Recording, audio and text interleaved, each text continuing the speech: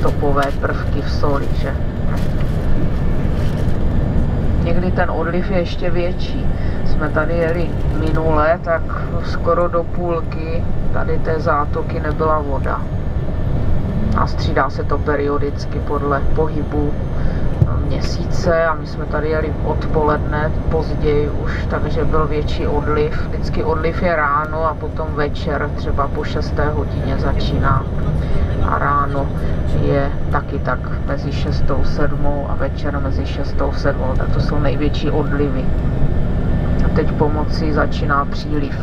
Takže tady napravo už začnou rybářské domečky, různé podniky rybářské. Takhle, kdyby jsme pokračovali za Oslo k Bergenu, no tak tam byste našli mít podobnou krajinu, podobné domečky, rybáře. To je typický Bolvalstrand. První takové víkendové velké místo na koupání.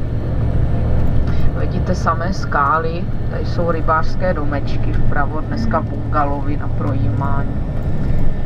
Ale vlastně samé skály, takže tady je málo pláží takových přístupných, písečných nebo obláskových. Většinou je to všecko na žulách, takže musíte dost dobře plavat. Jsou tam třeba dolů nějaké žebříky připevněné. Přesto po těch žebříčkách dolů a zase nahoru a jinak tam je to dost hluboké hned.